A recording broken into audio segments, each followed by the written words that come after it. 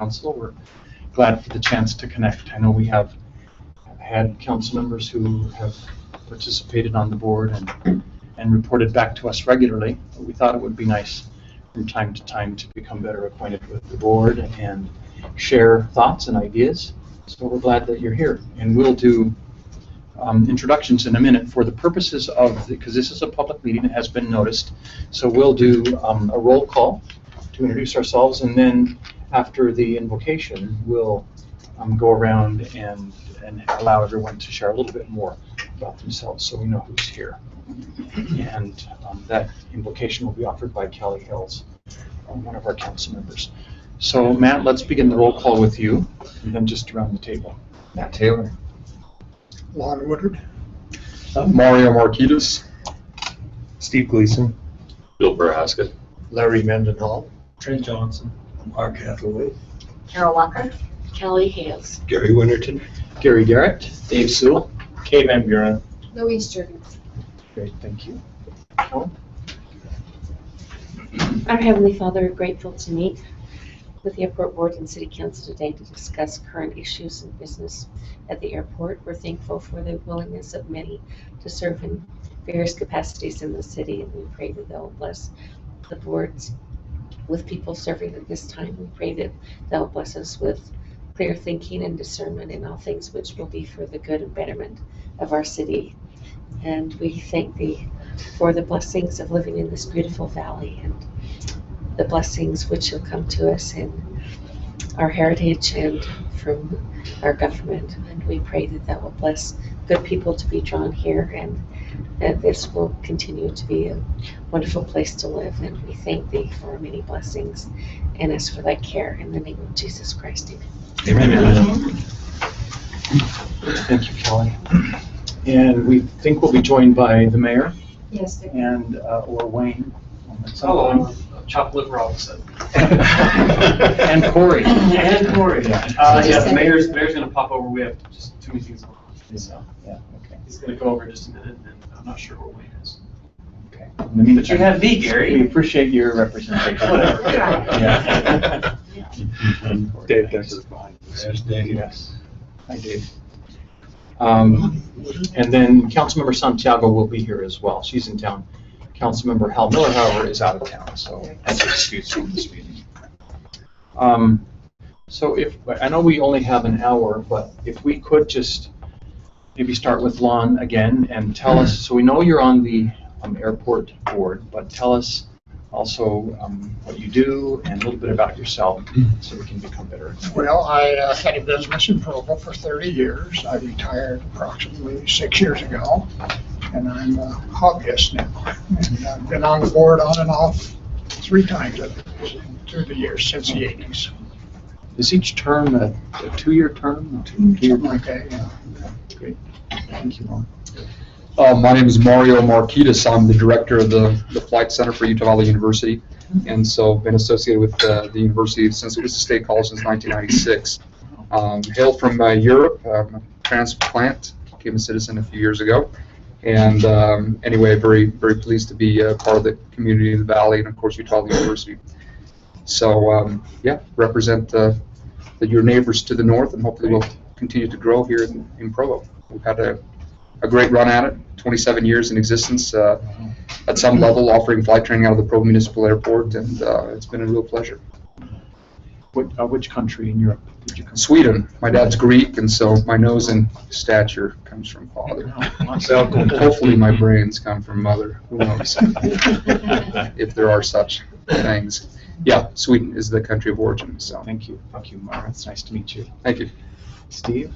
Steve Gleason. I'm the airport manager. I'm the 7th generation of my family, born and raised in Provo, so I'm a real hayseed. But I've been managing the airport for 16 years. Before that, I was with the Office of Economic Development for 5 years. So That's great. that's me. Thanks, Steve. And of course, we've been joined by Dave Decker as well, from Public Works, and by the mayor. Thank you, Mayor. Bill?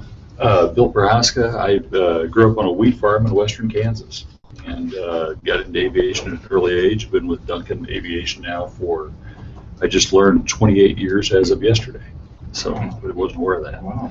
But been in the industry for about a decade before that with Cessna and Learjet. So been around business aviation for quite a while.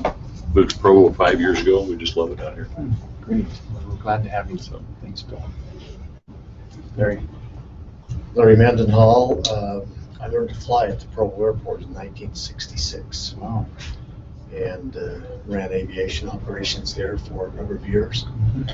Went to Salt Lake City, was in the helicopter business for the next 30 years, and came back for a 3-year stint that turned out to be 15 to start a fixed base operation in Provo, a new one.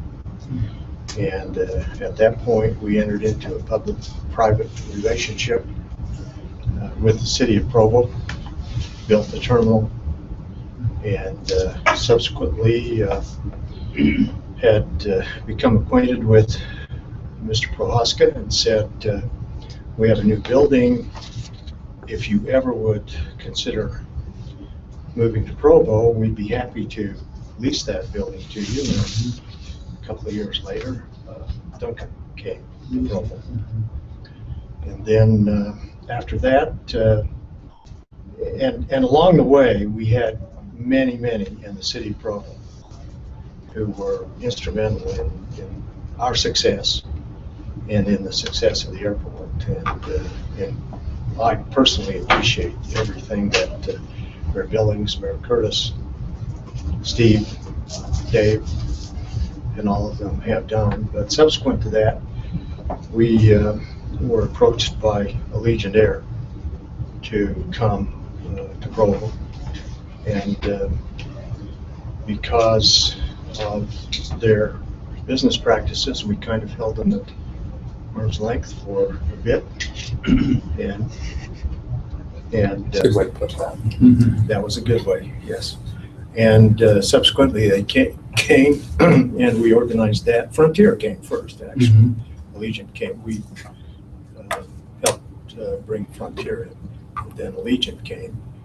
And so it's been a very successful commercial airline operation at the Provo Airport. I elected not to work any longer, I think it was last May. Very well. And so I'm on my own time now and still on the airport. Great.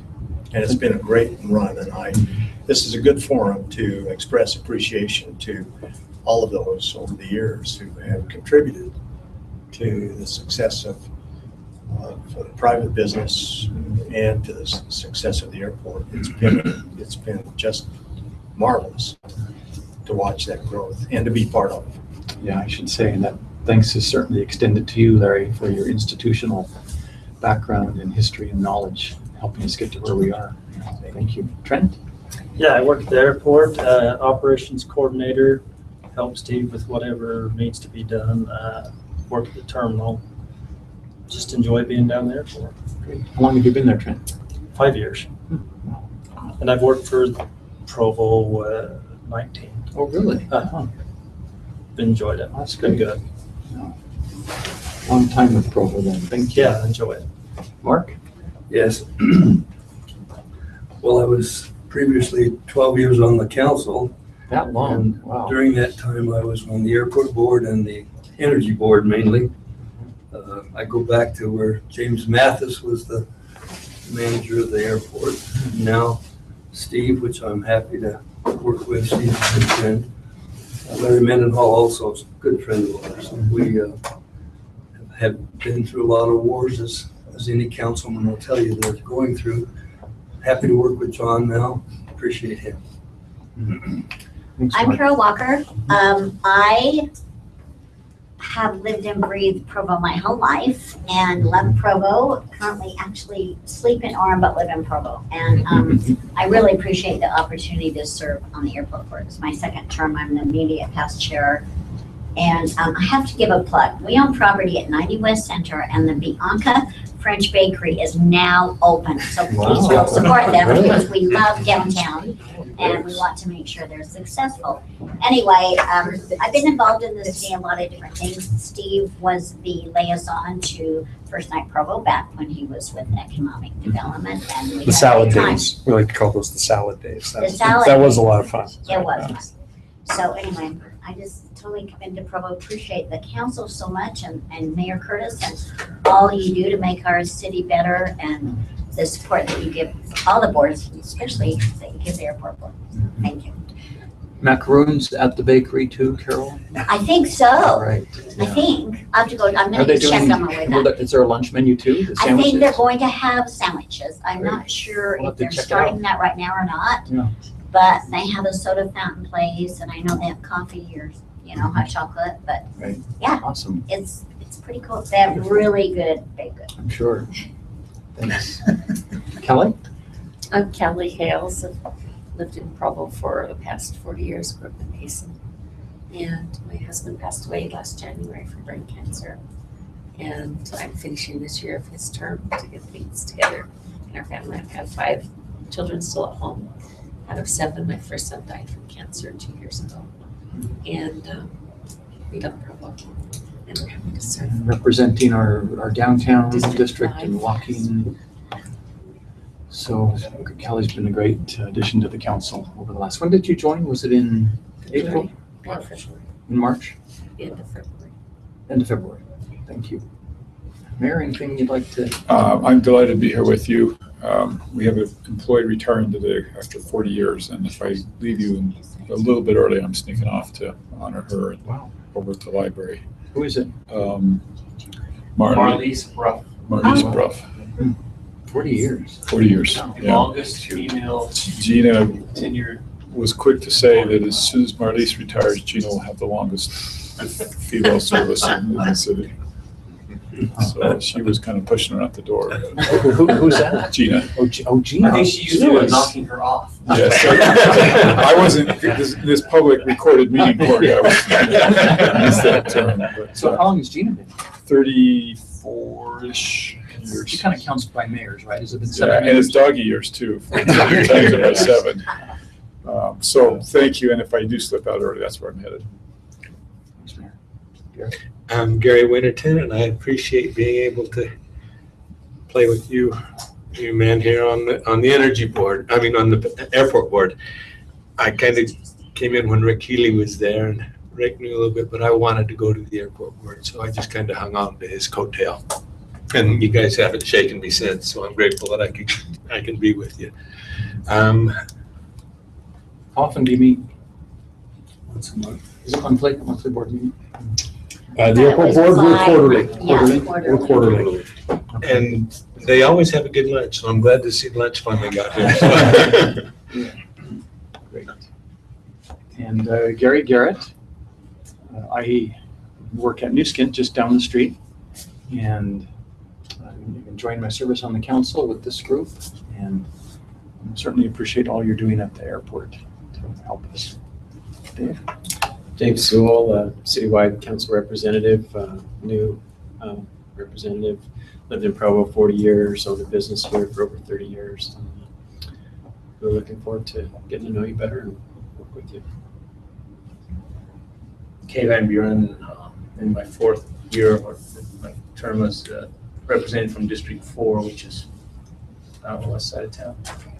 So, glad to be here. It's been a good service. And in your day job, a developer? I'm a building contractor. Build homes and develop property.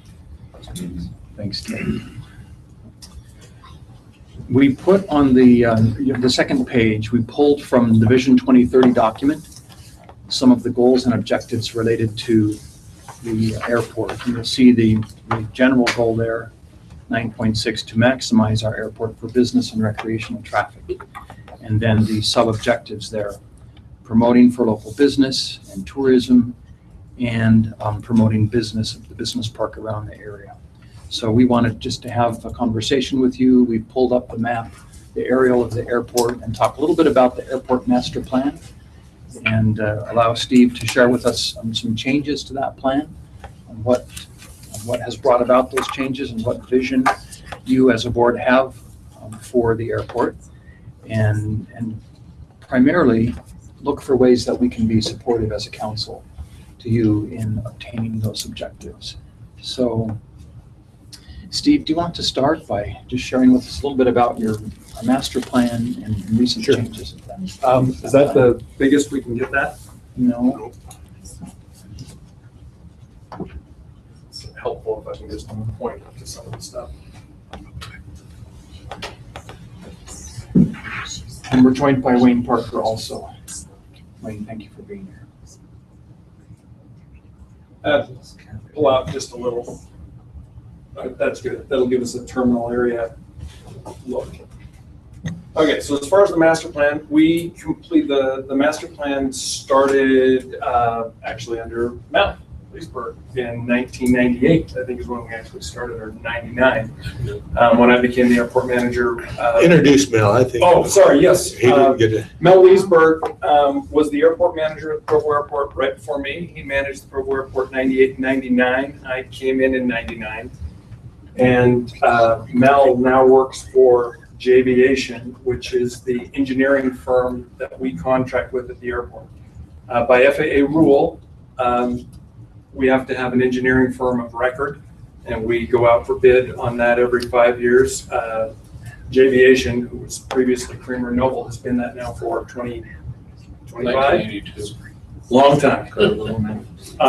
And that's because they've done a good job for us. So when we do projects at the airport, it goes through J'Aviation. Mel is our liaison with J'Aviation. It's nice. He's got some good insight into Provo Airport because he worked at the Provo Airport for a while and understands some of our unique challenges.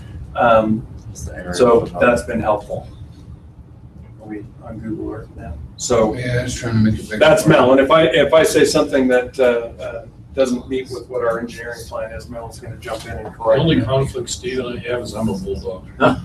He gets to be the bad guy. We play good cop, bad cop, and I always get to be the good cop. So that's always. Well, no, I'm a Provo bulldog. You're tipping guys. Well, I'm going a completely other way.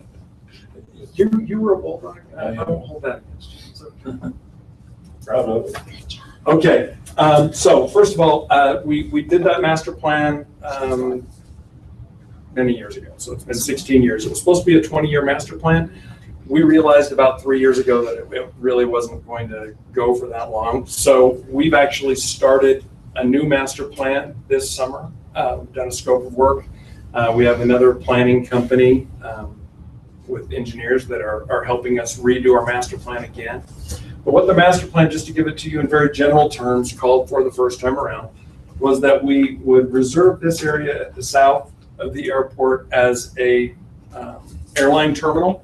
So the master plan would show that this would become an airline terminal. We also master planned this area to be our corporate hangar row.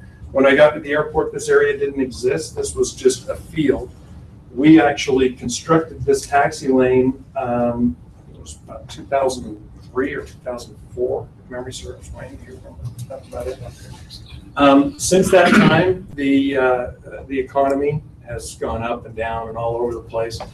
So filling that took a little longer than I actually had anticipated, but we've actually now completely filled this corporate row with 6 new corporate hangars.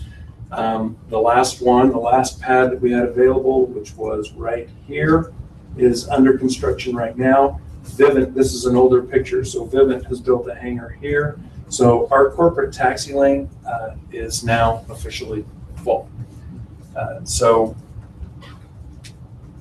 Terminal building, long-term. Corporate row would go all the way to here because our master plan is also to put another taxi lane right here, which would allow us to do 100 by 100 corporate box hangars in that location as well. Just having a conversation with Mario about this morning. The way the economy is going right now and the way the demand for aviation is going right now, it's almost all corporate.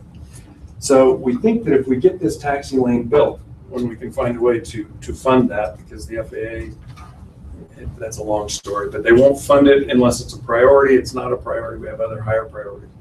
But as soon as we can construct this taxi lane, we feel like we can fill that thing up in 2-3 years. We think it would be pretty quick. We have that kind of demand. We have people fighting over areas for corporate locations. So we'll continue to move down. So this would be our corporate area, terminal, corporate. Right now, this is our commercial service area. We knew that there was going to be an interim step somewhere between where we could build this major terminal facility down here and where we needed a terminal to begin with. That's why we partnered with Millionaire. In 2000, we sent out a request for proposals from FBOs, that's fixed base operators. If I ever use a term you're not familiar with, please tell me, because I don't know all the time who knows and who doesn't. So fixed base operators, we had 3 at the time: Alpine, Advantage, and Millionaire.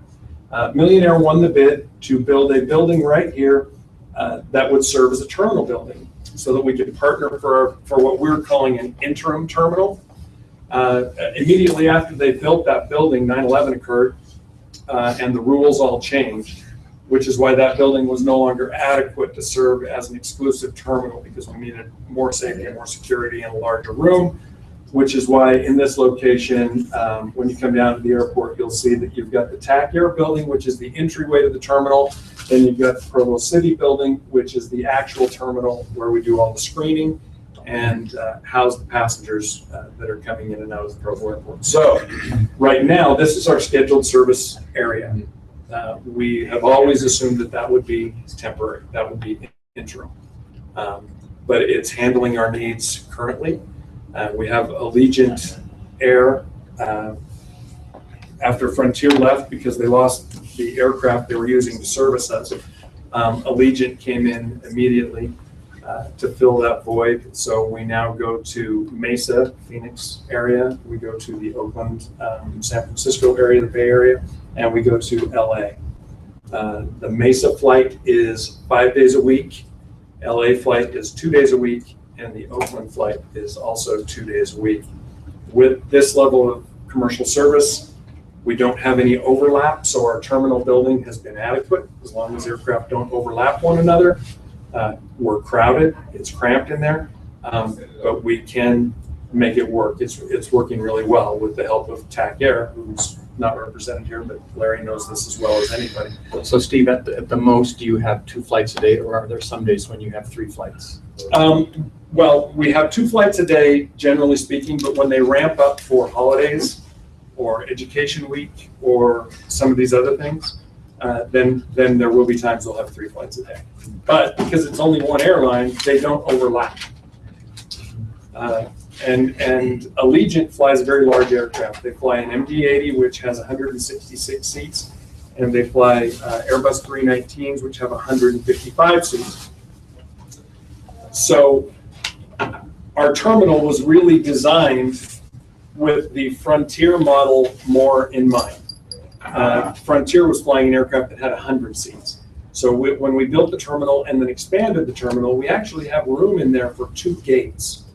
We could board 2 aircraft simultaneously if they were both 100-seat aircraft or less. The problem with Allegiant is they're so large they fill the terminal on their own. So if we have overlapping flights, this becomes our only option. One thing I would like to say about the terminal building, when we found out that Frontier was coming, that building was built in 7 weeks. And it was built with virtually no city money at all. We were able to get the FAA to fund the vast majority of that, which is not the case with say, Ogden, who is doing a very similar type of scheduled service to us. They actually had to expend city money to build their terminal. We were able to do it without spending any city money because of a lot of good decisions we've made prior to, because of the help of Javiation and our engineering firm. That was actually a big coup for us. And when we expanded it, we did the same thing. We were able to expand the building. How much time did we have to expand it? About a month. About a month. So we expanded the building in a month and also did not spend any city money to make that expansion. Is that the case with the parking expansion too? Parking expansion was actually funded by Force account, or our Streets Department built the parking, and then we paid them back. And the parking has been so wildly successful that we've actually paid that back. So at this point, that revenue is city revenue. And the parking is again getting pretty full. So we are pretty much busting at the seams as we are right now. We're maximizing this terminal and our parking about as far as we can go without moving down and expanding this, which is why our master plan is focusing pretty heavily on the layout of a new terminal building, new parking, all those kinds of things. And I'll get back to commercial service in just a second as I move up the map. So we're doing our interim scheduled service here. As you move further up, this becomes our general aviation side of the airport, which when I got to the airport was really the only part of the airport. General aviation was everything at Provo Airport. Mel and I were joking just a couple of days ago that when he was the airport manager, if we had a couple of jets on the ramp, people would literally drive down from Provo City to take pictures of it, to see it. And now on any given day, we have 22 jets just sitting on the ramp at the airport. So the general aviation side has slowed down nationwide, but the corporate side, at least at Provo, has grown exponentially. So we think that the corporate aviation is our future. Yeah. What is general aviation? What's the difference between that corporate? Okay. Well, corporate is actually general aviation as well. I separate it by one that is used for a corporate use or jet traffic. General aviation is the guy in his 182, 172, private pilot, flying around mostly for recreation, some for business, but mainly just personal and private use rather than for a business-related use. So everybody that's down at this end, this is pretty much your guy that owns a 172 and he likes to fly, and that market nationwide has really tanked lately. Just to give you an example, when I came to the airport, we were doing 175,000 operations a year.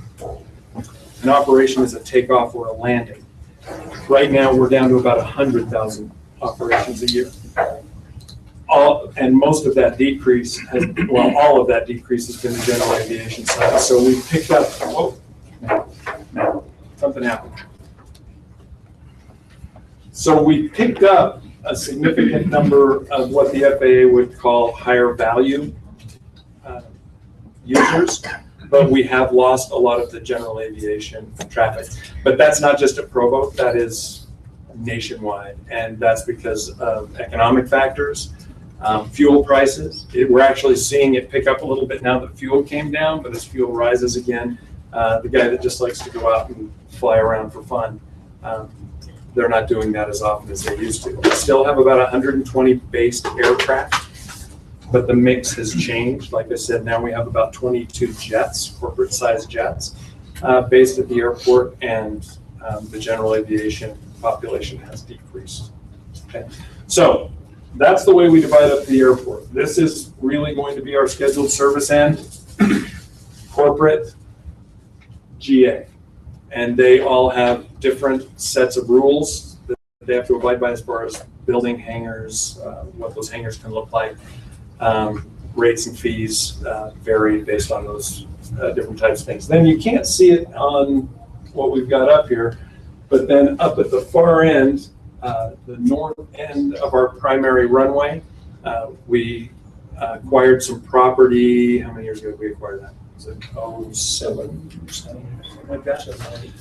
We acquired a significant chunk of property up there because it became available and it was adjacent to the airport, and that's always a good idea, and I'll tell you why in a minute. But that ended up being a great idea because it's exactly what Duncan Aviation needed in order to make a commitment to Provo. So right now we're using the TAC Air Center ramp as our interim scheduled service, and also Duncan is using that center and TAC Air area as sort of their interim to get them to their full campus, which will be at the north end of the field. Now, purchasing that property, I just need to give a little plug real quick for purchasing property around an airport. It seems like a great expense, and it is, to front the money to buy property around an airport. But what we've been able to do that other airports now are copying, I get called from airport managers all the time, they think we're brilliant. And we stumbled onto this, is we took that property that we purchased and now we use that as our grant match every year. Because we have more than 10,000 inflamed passengers, that's a passenger buying a ticket, getting on an aircraft. That puts us into a category with the FAA that gives us $1 million a year entitlement. So we get $1 million a year to help us with the upkeep of the airport. That is a 90%, 10% match. So we would be responsible to put up $100,000 a year toward that, and that's money that would just get sunk into whatever project we were doing. But because we purchased the property, what we do now is carve off a $100,000 piece, fold that into the airport, and we have not had to make a grant match since 2007. And I think we've purchased almost enough property, unless we get some really big projects, that I'll be retired before anybody ever has to make a grant match. So that's one of the things that we've done that I think was, well, I don't want to pat myself on the back, but it was brilliant. You should have had it. We did that, and so whenever property comes available at the airport, I encourage you in the strongest terms that we purchase that property. And we will not get the money back immediately, but it saves us from making grant matches for as long as we have that property. Nobody has seen that as a loophole that is threatened to be closed? Well, no, not right now. I think as more airports figure it out, then it might. But for now, we're the model that other airports are looking at to try and duplicate what we've done. So we get a 90% return on our money. You do. Oh my gosh. On $2,007. On Yes. $2,007. And there's a lot of great things about doing this, but at the end of it, we haven't just expended money to rebuild a runway. We haven't expended any money to rebuild our runway, and we've got an asset to show for it at the end of the day. So there's a lot of reasons why this is a good idea. So whenever property becomes available adjacent to the airport, I'm going to come to you. I'm going to come to the mayor. I'm going to come to Wayne. Say we really need to buy this. And just so you know, it will all be reimbursed through the fact that we're not putting out any money for the grant match. And just as an example, our runway reconstruction came in, just to use round numbers, right around $7 million. We just finished that. So that would have been a $700,000 bill to us that we didn't make because we just carved off a piece of property that equaled that amount, and boom, we did it without asking for additional revenue, rebuilt the entire runway, and that's huge. Yeah. Steve, if I could just interrupt for a second and invite Carol and Kelly and Kim to go ahead and get started on the lunch buffet. Thank you. And then as they're seated, just others, one or two at a time, can grab their lunch, and then we can continue a meeting while people are serving themselves. So Steve, where is the UVU part of the campus? Okay, UVU is right here. This is actually a building, you can see it's got a black roof in this picture. The roof is no longer black. It's a lot more visible on the new pictures. But they have this facility and this facility right here. And UVU accounts for about 70% of our operations. So it's because of UVU and the number of operations that they generate that we've been able to compete so well for grants. We can show a lot of operations, and that's very important. It helped us get the control tower, for sure. We wouldn't have the control tower without the operations from UVU. We wouldn't have the radar without the operations from UVU. And we likely would not have been able to compete for all of the other things like upgraded ramps, upgraded taxi lanes, taxiways. This parallel taxiway did not used to exist. People had to taxi all the way out and around, but we were able to get the FAA to pay for that for a parallel taxiway, largely because of the operations that UVU provides us. So UVU, why it's not a huge revenue generator for us directly, is a huge revenue generator for us when it comes to competing for grants. which is why we love UVU and everything that Mario is doing down there. Well, it's one of the reasons, there's many reasons, but that's why it's helpful to us at the airport. So UVU is here, 70% of our operations come there. We're hoping it'll even go higher than that as they stop going to other airports to do touch and goes and continue to do them at the local airport, so that we can keep the tower protected and keep the airport safe. So Steve, are the corporate hangars leased or What we do privately with, owned? we can't sell any property that is inside the fence. So what we do is we lease that ground. Our ground lease is a 30-year lease with 2 5-year extensions. So we give them 40 years on the lease. The reason for that is we had an airport board chair named Kurt Bramble, who was an accountant. And he figured that was a good way to allow somebody to depreciate out the entire value of their building before that building reverted to our ownership, which is the way the lease is written. At the end of 40 years, Provo City would take possession of those hangars. Now, it's fairly new that we've started doing this, but I, as the airport manager, if I'm still the airport manager, I will be talking to whoever the mayor and council is when those start coming due, to find ways to keep those owners in those hangars. The lease says we can take them back. That gives us a good out, so that if they're a bad tenant, they've let the building fall apart, we can take those hangars back, sell them to someone else, fix them, rent them. They become a revenue source for us. But what we're allowing tenants to do is keep track of all the money they spend on the upkeep of their hangars, and then we use an $8,000 to 1 year ratio. Say for every $8,000 you spent to keep your hangar in good shape, we're going to tack on another year at the end of that 40-year lease rate. So they're rewarded for reinvesting rather than just letting their hangar fall apart, because we're going to take possession of it. And we've had that situation on some of the older hangars where people just wouldn't fix them because they didn't have a lease on them. So that's a way we've established through airport policy to allow people to stay in their hangars long. Yeah. Could I have you expound maybe a little bit too, that in doing so, if the master plan changes, it's a way for you to be able to remove? Right. The reversion clause, which allows us to take possession of the hangars when the lease expires, is not unique to Provo. Every airport does it. In fact, in Salt Lake, they do it on a graduated scale. If you build $1 million hangar, you're only going to get 10 or 15 years. And then the city's going to take that hangar back. And then if you spend 40 million, you might be able to get that up to 30 or 40 years, and then they'll take that back. We've just done 40 years for everyone. But Mario's exactly right. That does allow us that as the master plan changes, as the airport needs change, at the end of those leases, we can just remove those buildings and put in what needs to be there according to our new needs. So that's why airports in general will do the reversion clause. Thanks, Mario. That's right. Steve, you might want to point out the city on there. Oh, yes. As a city, we're one of the few airports in the state that owns a significant number of hangars. We own all of these T hangars, and I'll explain to you what a T hangar is later, but it's just a small hangar where people can store private aircraft. So we're able to lease these, at a higher rate than most airports can, because you only get ground leases from most people. So we own these, and then we own one row right here as well. So the city owns 47 hangars that we lease out to private users. But back to your point about ownership of the hangar. They own the hangar. Property tax is all associated with their ownership of the hangar, but not of the ground. Nobody owns the ground at the airport except the airport.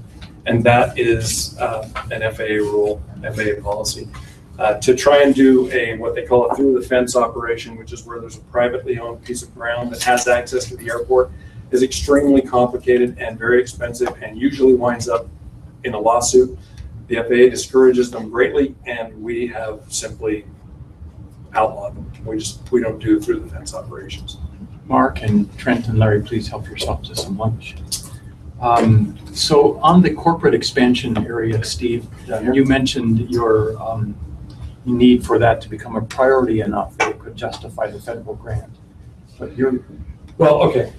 Here's the way federal grants work. Priorities are safety first and runways. So if we found that both our runways were in perfect condition, all our primary taxiways were in perfect condition, all of our ramp space was in perfect condition, then we could use our $1 million and say, all of our high priority stuff is done, our lights are working, our nav aids are all working, our tower's in perfect shape, our radar's in perfect shape, our fencing is all perfect. As soon as all those things are perfect, we can use our money from the feds. We won't get discretionary money. They won't give us additional money, but we could use our $1 million money to start building that taxi lane. I can just tell you right now, that situation is never going to happen. I hate to say never, but it's just not. We have too much asphalt to take care of that are in priority locations. We have old lighting that falls apart. We have tower equipment that needs to be upgraded every 5 to 10 years. There are so many things that are on the higher priority list that when we finally build this taxi lane, we will probably have to find a way to fund that. We don't plan to build that taxi lane until we are making enough money as an airport to where we can do some smart growth. If it turns out that the demand is high enough and we feel like we can fill it up quick enough, then maybe we come and say, let's front some money, let's build this taxi lane, and we'll recoup that money as quickly as we recoup the parking lot. What do you estimate that cost to be for a new taxi lane? For this new taxi lane? Yeah. When we built this one, we built the entire thing for under $1 million. Right now, what do you think? 3? Probably 3. Well, for one, you'd price of asphalt's gone from probably $25 a ton to $75 a ton. That's just one thing right there. So, yeah, 3 would be on the high end, but $1.5 million would be on the low end. And when you build it, you have to build it to an FAA spec, which requires a lot higher compactions and better building materials, and it's difficult to get that done. But there's no capital expense reserve built into the lease rates? To expand this taxi lane? Yeah, and the existing tenants as well. No, not built into what we are currently doing. Primarily because, and we can get into this more later. Our fees right now are at the high end. Okay. We're at the high end of the market. We're higher than our nearest competitor, for GA, which is Spanish Fork, which is only 5 miles away. And we've lost a lot of traffic to Spanish Fork. We've been the greatest thing that ever happened to Spanish Fork by raising our rates, getting our tower. There's a certain population that doesn't want to have to talk to a tower, doesn't want to have security cards, doesn't want to do any of that stuff, and those people will tend to gravitate toward Spanish Fork. And we can push others that way too if we get too far out of market. Right now, our fuel fee, which is 6 cents per gallon, I made that 6 cents per gallon. That was the first thing I did as the airport manager, and I thought that was going to be the last thing I did as the airport manager. We raised it from 2 cents to 6 cents, which put us well above most of the other airports. Now every airport is about at 6 cents, so they finally caught up to where we are. 6 cents per gallon at the airport. I also took our rate of ground lease, which we had various different ground lease rates. We had 8 cents per foot per year for unimproved, and 13 cents per foot per year for improved property. What I did is I don't allow for any unimproved property now, and raised those rates to 18 cents, and then put an escalator in there so that it goes up based on CPI every 2 years. And right now our rate is about 30 cents per foot per year. That was another one that put us well above the market rate. And we're still a little above the market rate, but I think we've kind of hit that sweet spot where we're still getting people wanting those leases, and we're not scaring them off to Spanish Fork. But we're still a little on the high end, but we've almost doubled those in the time that I've been there. And built in an escalator so it goes up automatically, and they know that going in. These fees are part of the first 25 group. Oh, yeah. Oh, really? Yeah. So we'll get into it more, I suppose. Yeah. So Yeah, we're at the high end there. We're at the high end of tie downs. Tie downs are really a very small revenue source for any airport. A tie down is just somebody that doesn't have a hangar that just puts it out on the ramp. Ours are $25 a month or $250 a year if they pay for the year. And when we did that, we were extremely at the high end, and now all the other airports have kind of caught up to us, and we're all in about the same spot right now. So those are our three primary fees at the airport. And I've been gabbing so much, I forgot what the original question was, but. No, yeah, it was related to the expansion of the taxi lane and. Yeah. So I don't see raising the fees as the way that we pay for this. I see finding new sources of revenue and ways to monetize other things as it becomes available, which aren't available now, but as we get larger in commercial service, there become other ways that you can generate revenue other than raising fees to the point where we start scaring people off, and that's what we're trying to avoid. Yeah, business part. So probably the other piece that's interesting to me, Steve, is if you could just with your pen indicate where that new road is coming in. Okay. What do we call it? West Side Connector, Connector. yeah. It's going to swing down this direction. It kind of follows the lake line like this, and then swings in right here and hooks up with 3110 right there. So it's kind of going like this. So strategically located to the ground there for where the terminal expansion. Perfect for where the would be. terminal's going. It could not be any better for where the terminal would be. It's direct access to the terminal area. It is a little closer than I would like it, because I would like a little more expansion room. But where it's at right now gives the best access to the airport via I-15 possible. I mean, we couldn't have put it in a better place. It's right where it should be in terms of airport use, and we weren't the driving factor behind it. We just lucked out that it happens to go exactly where our master plan would love for it to go. The driving factor was West Side construction and the need for West Side infrastructure. Other questions? Beneficiary. Council members or? Have there been conversations about I can't remember the name, the lake, the marsh, the marsh that they're creating for the June sucker? Where is that going to be in relationship to the airport? And have you been able to have conversations? So many conversations you can't even begin to Yeah, imagine. I'm guessing. Keep going. Okay, so if we follow, where's the river? I'm going to zoom out. Yes, it's coming like this. No, you're okay. So when they divert it and it goes here, the initial plan was to flood like 700 acres out here, which they did without ever talking to the airport about what a huge, huge safety issue that would be to create a bird refuge, which is right in between our two primary approaches when aircraft are at their lowest elevation, flying the slowest, making their turns to go final, no recovery time for a pilot. You hit birds at that elevation and you've got a big problem.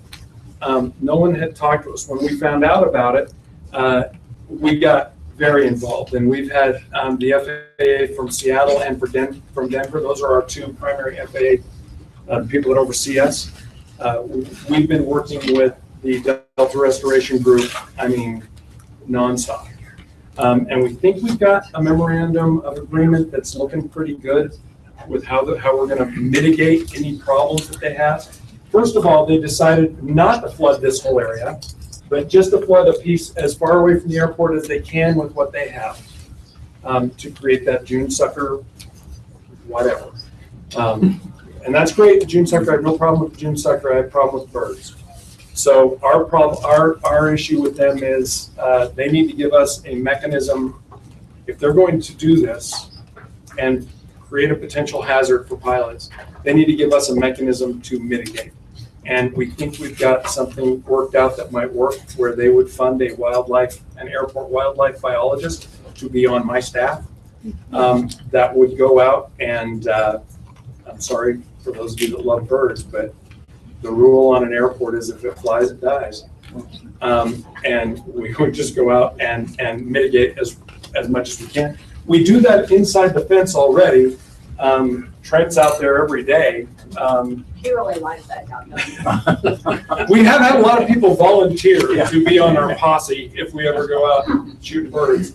I don't know what that says about the people. canal around the airport, that always used to be a prime. You know, well, the fact that we are right next to a lake, and on the other end, we've got that marshy area already, and we've got a moat surrounding the airport, you would think that we would get a lot more bird strikes than we do. We don't get that many bird strikes, and what we think is happening, and the wildlife mitigation plan that the Delta Restoration people do should tell us this.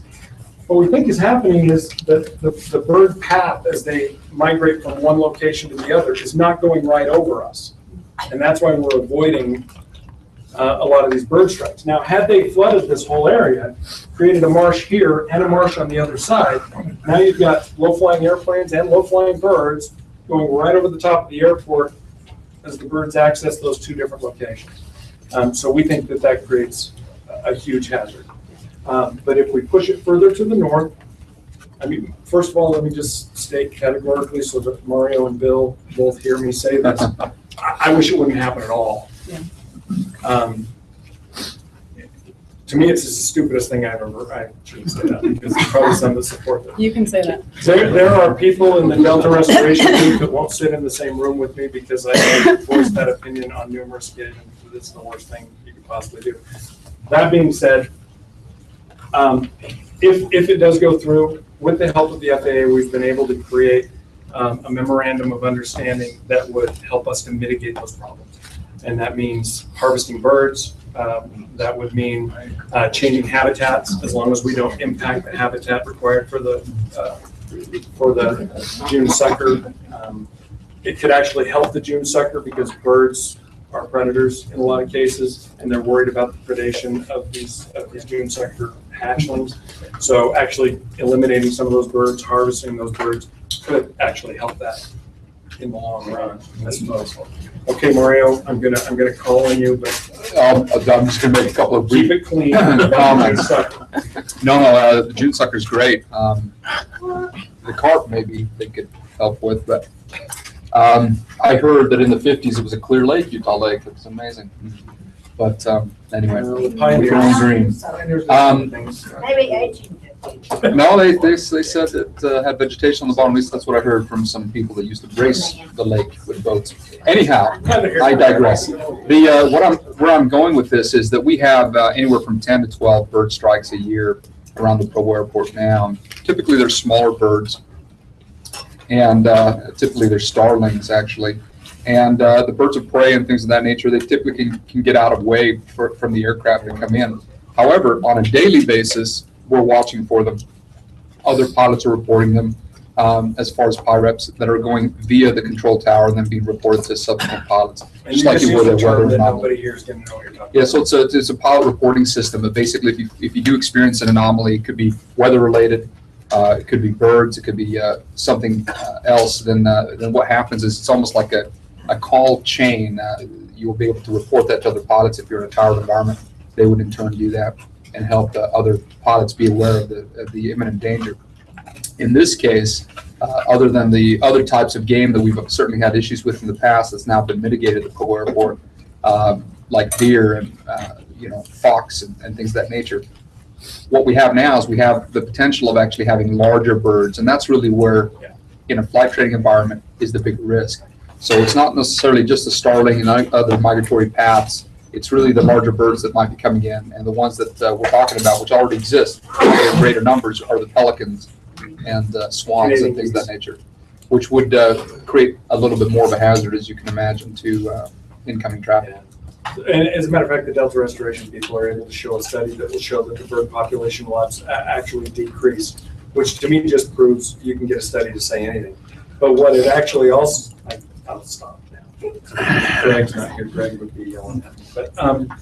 But what we did find is the starling population may decrease because they like ground. They like dry ground. But what will increase is that pelican and Canadian goose population, which is really what's dangerous for the larger aircraft. You don't want to hit any birds. If Allegiant comes in and they hit a starling, we actually have to hold that flight till a mechanic comes, checks out that aircraft, before it can be released. So hitting any birds is an issue, but it's really dangerous if it's pelicans, Canadian geese, ducks, those kinds of things. Question, get off that June sucker minute. Tell me about I'm the happy to future. get off of the June sucker. Tell me about the future of possible new airlines. I know that you're all, Steve, I know you're always working with them. Yeah. Our terminals is a challenge with that, getting somebody to come in, I understand. So Well, you've got to, there's a chicken and an egg thing. There's the if you build it, they might come scenario. We've really tried to be smart in our growth and only go when we know we've got something on the horizon, so that we don't put a lot of money at risk and then have the economy turn and have an empty building. That being said, we are at a point now with 62,000 enplanements per year. That's 62,000 people flying out of Provo Airport on a commercial flight every year. That makes us easily the second busiest airport in the state. Say that again. That's over St. George. That's over Ogden. It's over St. George, over Ogden, over Wendover. It's actually, I think, pretty close to over any two of those combined. We're busy, and our terminal is the smallest of those terminals. And that's because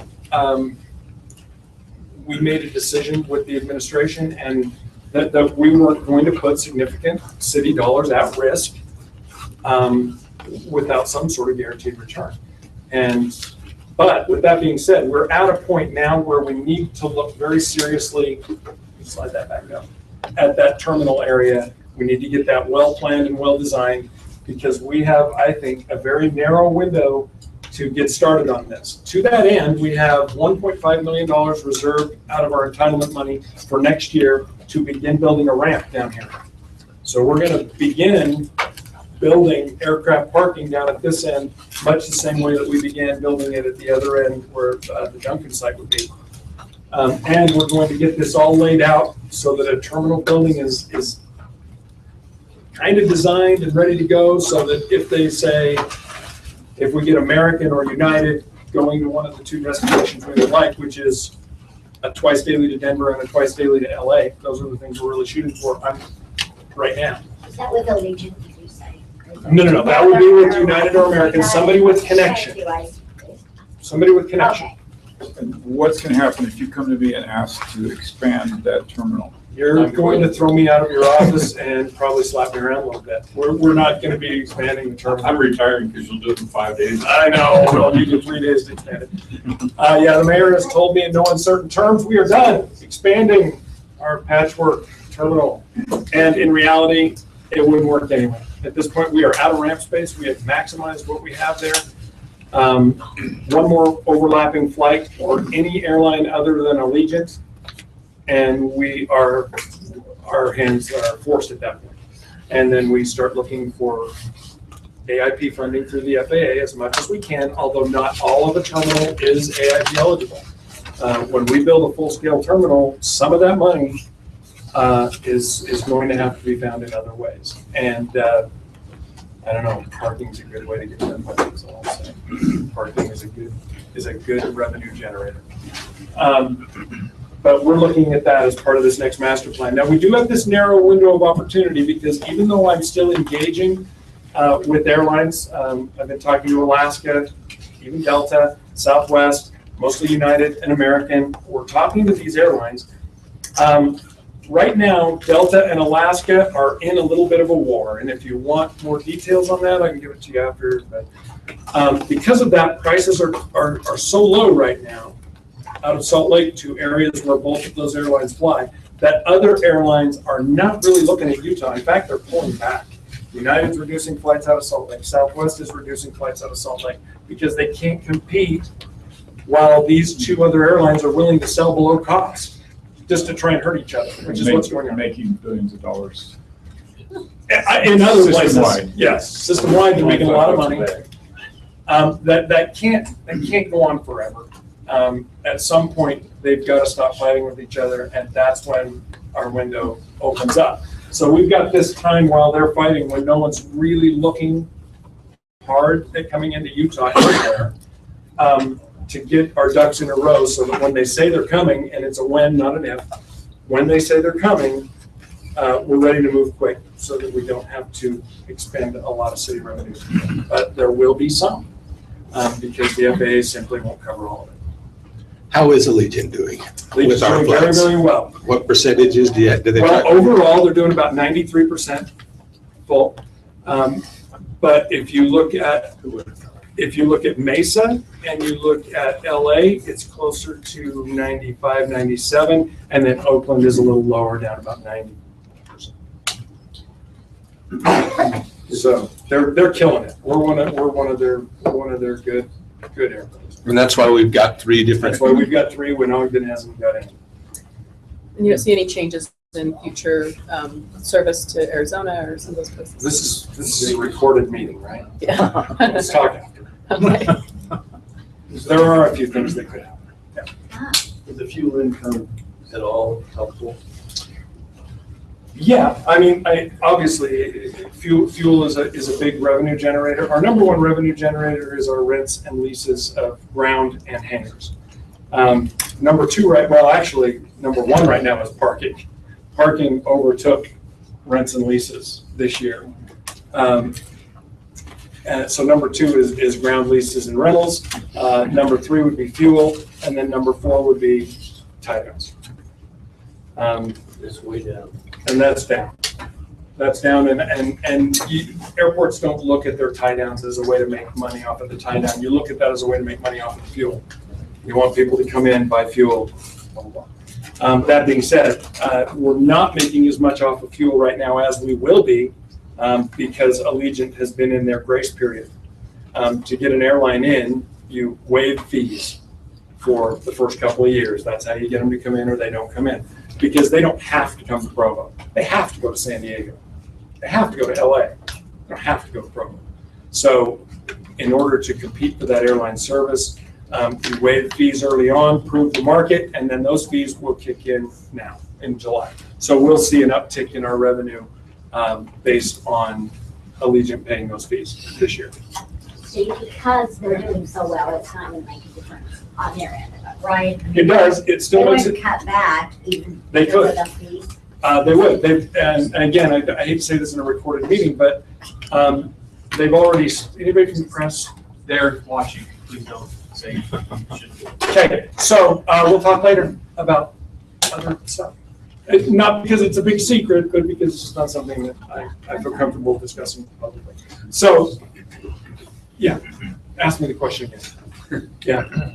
I might mention that, you touched on a couple of things that are pretty important, the tower, the infrastructure, of course, with the BI-6 radar on the north end. And obviously what that's done is it's allowed this commercial service to, to come in, to make it viable for even corporate carriers to come in and, with NetJets and other things where there was a little bit of apprehension before that because of so much general aviation training traffic. It was tough to get in. It wasn't controlled. You have companies now like Duncan, you have Allegiant here. But I would dare say that more than that, what you have is you've created another sector, another visual area for safety in the entire valley that's really rarely touched upon. Yeah. And I think there's another step here that we can continue to go. But of course, the BI-6 radar allows us to be able to have coverage below 8,000 feet because we actually are outside of the limits of the radar capabilities of Salt Lake to be able to see any aircraft from the ground to that altitude. With the radar here at Provo, it really creates a much more safer sector where now with the avionics that are on board all of our aircraft, we can see and have collision avoidance and help from a ground controller, which is really maybe one of the greatest assets that we have here in the valley to be able to help propagate not only aviation, but of course the safety through our valley, which is a major corridor of transfer. And it helps Salt Lake. It does help Salt Because Lake. we are right in their final approach path when they're landing from the south. And they couldn't see anything below 8,000 feet, which meant we couldn't release aircraft while anything was going on in Salt Lake. They actually needed a 20-minute window before they could release people up out of our airport. But since we've got the radar in place, they only need a 3-minute window. Steve, we were close to losing that. Not the radar. The tower. We're close to losing the tower. And that's an ongoing thing. It's going to happen again and again as Congress looks for different ways to save money. What they don't realize is that the most cost-effective air traffic control they have in the country by far is the contract tower program, which we're a part of. It's a very cost-effective program, and as long as we have as many employments as we have, and we have all the training traffic that we have, we're in a pretty good position to make sure that tower doesn't close. But that doesn't mean that every couple of years, we're not going to hear about it. That's political games that people are playing, to be perfectly blunt. That's Democrats and Republicans fighting each other, and using that as a scare tactic, for lack of a better word. That doesn't mean they wouldn't do it. They could take it as far as closing it. But so far, we've been able to beat that back, which we would like to continue to do. Steve, let's let you grab a lunch. And Okay. then we'll continue interacting with you. And while we invite Dave to see what, from a macro perspective, what items, how you would add to what Steve has presented, or what we could expand on. I would just add a couple of thoughts. Many of the things that, the details, I think have already been covered when we started to talk about the benefits of the radar, the West Side Connector, the tower, all the really smart decisions that have been made at the airport. I think people very quickly start to understand that the future of the airport is very bright.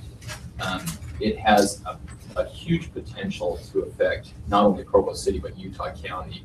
I see, fairly quickly it becoming a regional airport where we have multiple airlines potentially flying out in many different destinations. And the indirect economic benefit for Utah County is significant. That is a huge generator for economic development. And I just applaud the board, Steve, the people that work at the airport, the staff there. They're a fantastic group. They've made very good decisions. And like I said, I think the airport, the future is very, very bright. That's great. Thank you, Dave. Any questions for Dave? Board members, what would you add? How can we be helpful as a council? I noted just general awareness to the expansion needs and master plan of the airport as we look at various budget years, and also some of the sensitivities related to the wildlife issues that the airport faces there. What other ways can we be supportive, Mark? Gary? Oh. And then Carol? I think if we look at this business park with related aviation kind of business, that would be very, very beneficial. That would be one of my thoughts anyway. It would also maybe help us to attract those who could provide the funds to buy additional acreage, which I think also is a great need. Thank you, Mark. Well, I just want to say hats off to Steve, and I think all of us on the board would agree. He does a fabulous job, has done a fabulous job. He's always looking for ways to maximize the money or whatever we have to help with the airport, and obviously it's growing. I mean, the business down there is and will continue to increase unless, of course, gas prices are astronomical. But kudos to Steve and his staff. Thanks, Carol.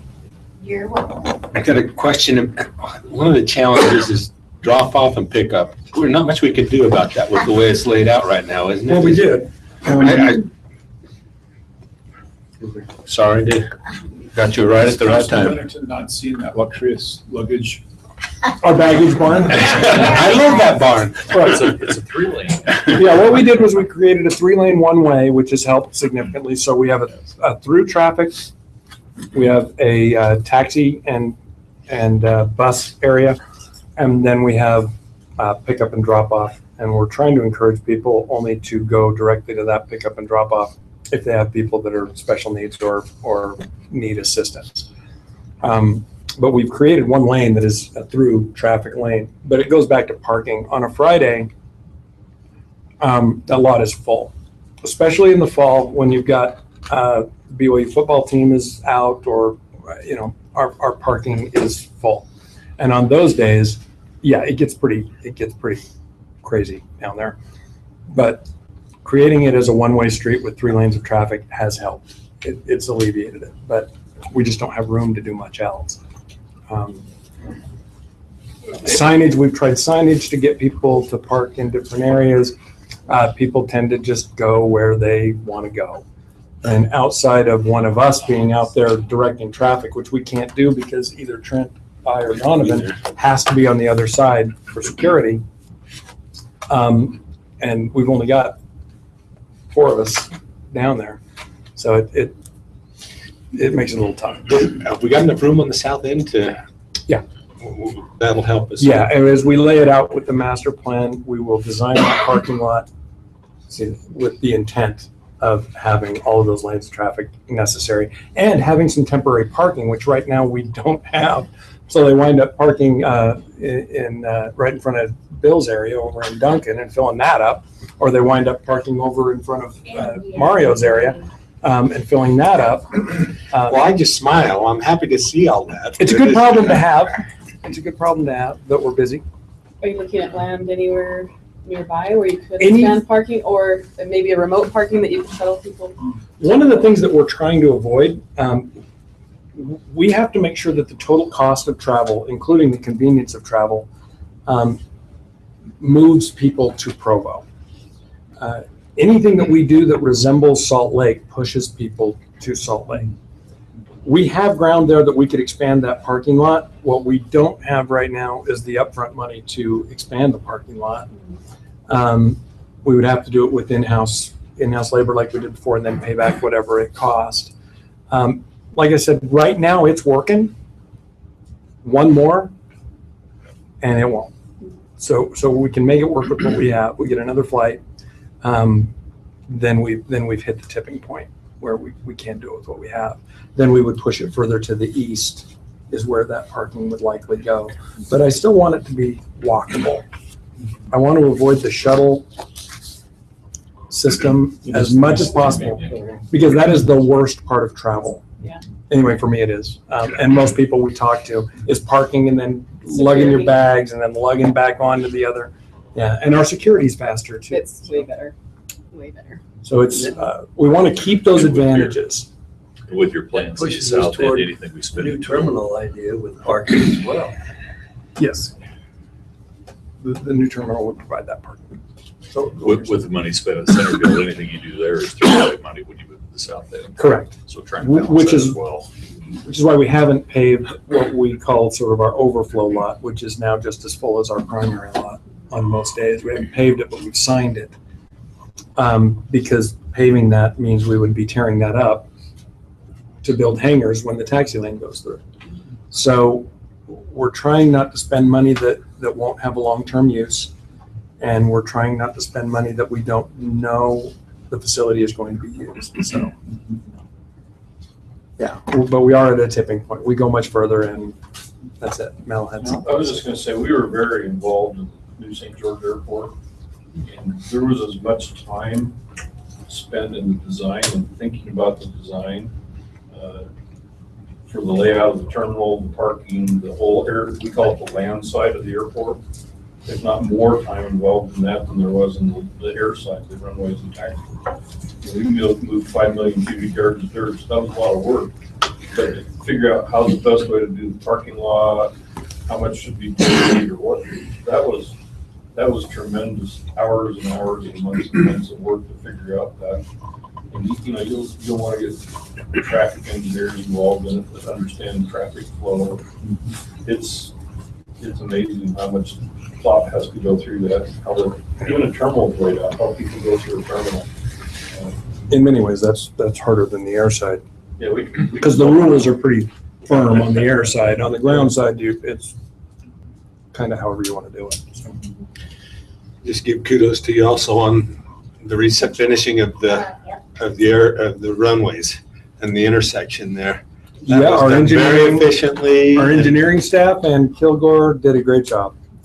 Quickly, as fast as we could do it with minimal problems. It was a great project. I keep getting close to retirement because Steve keeps getting these small or large short-term projects. That's right. I built a terminal for me and I built an annex. I would say as well, echoing that, with all the pre-planning that went into that 10-day window, which terrified us when we first started talking about it with our operations.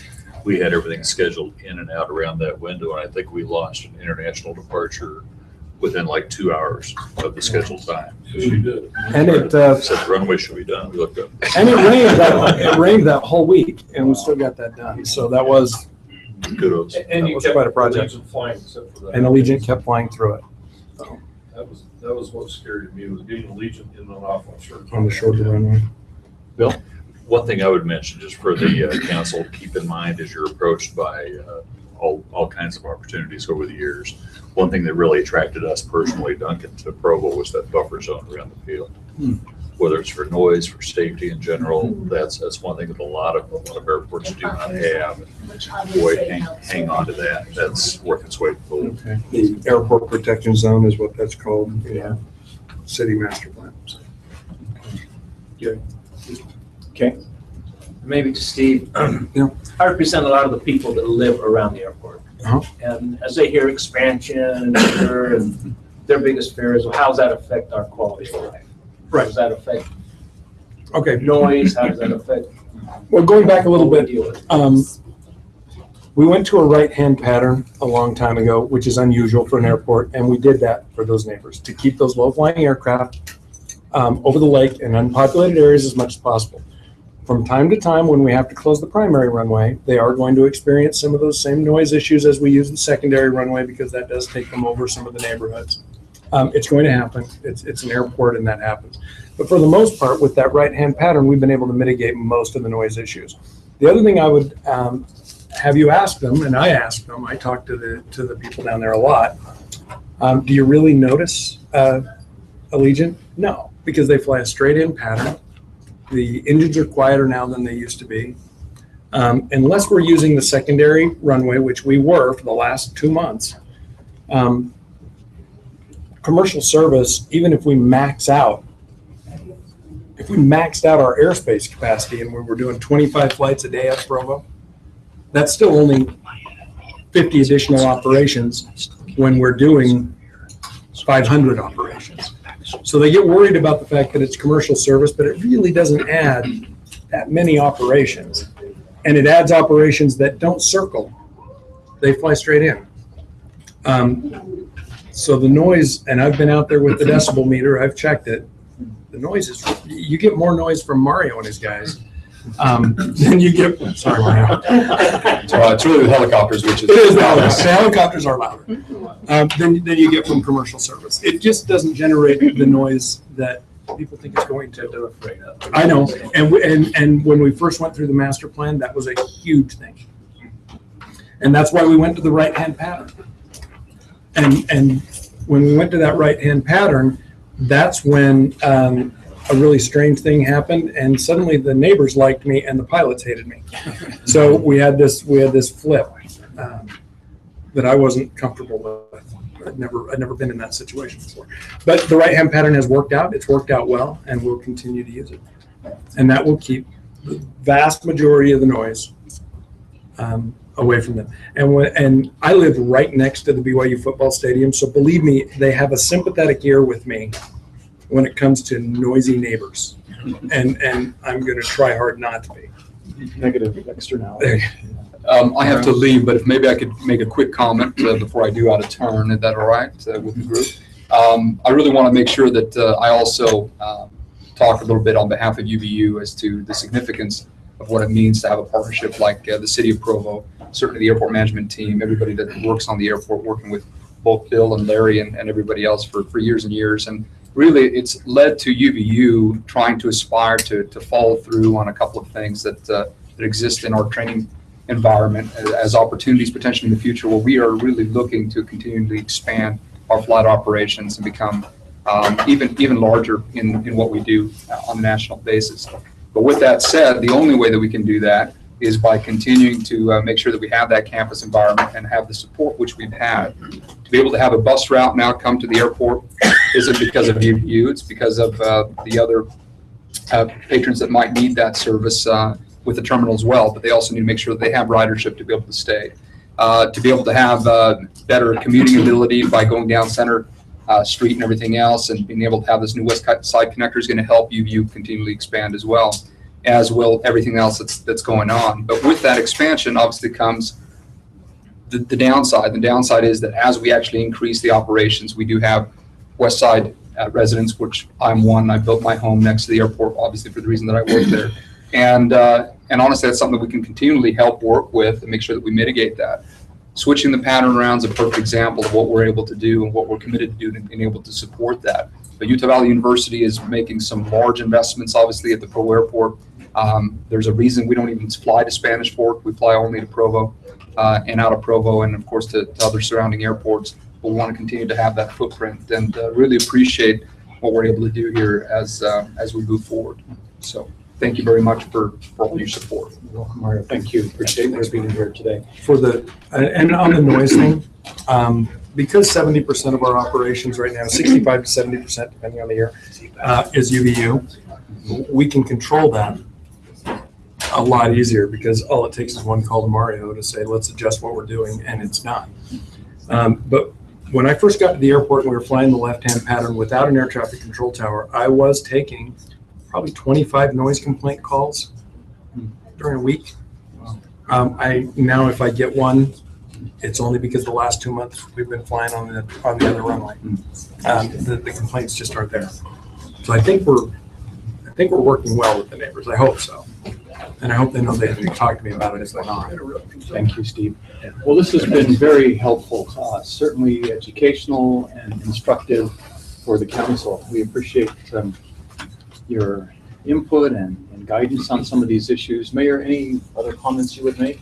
You know, I feel like just so proud. Right? Yeah, sure. You hear this presentation, and I almost didn't say anything because it speaks for itself, right. and you can sense it. But the good work that's gone on over the years at the airport really gives our city a gem and a jewel that other cities don't have. And our residents, I think you probably feel the same thing, are so proud to have scheduled service. And I've observed, even if they don't fly it, they love the fact that we have it. It just makes them feel good. And it doesn't come without a lot of work. When you hear about the schedule that Steve and Trent and the team keeps, just a couple of them that run that whole airport. One goes on vacation, and that means they're there for every flight and every call, and just do a great job. And the board and Larry and I share some great memories going back to DC, and they've just been huge contributors to the success of the airport. Well, thanks to all of you. We appreciate your service and help here today. So if there aren't any further comments or questions, we'll stand adjourned. Thank you. I hope the media was covering this. Oh, there they are. The media needed to know a little bit sooner. Oh, It's on the late agenda. I didn't know that. All right. Thanks. Dave and Kate, I'm I'll going be to in be a second. so can you stay over there? We'll have a 5-minute recess and then begin our work session at 1:07. Just right there. Save a big right there. I didn't see it. Sorry, you're meeting so late. I'm really late. I really wasn't planning on using. I usually don't. I usually It's a good presentation.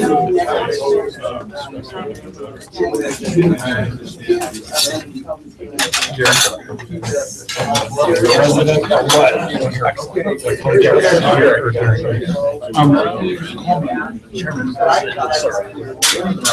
I do. That won't happen.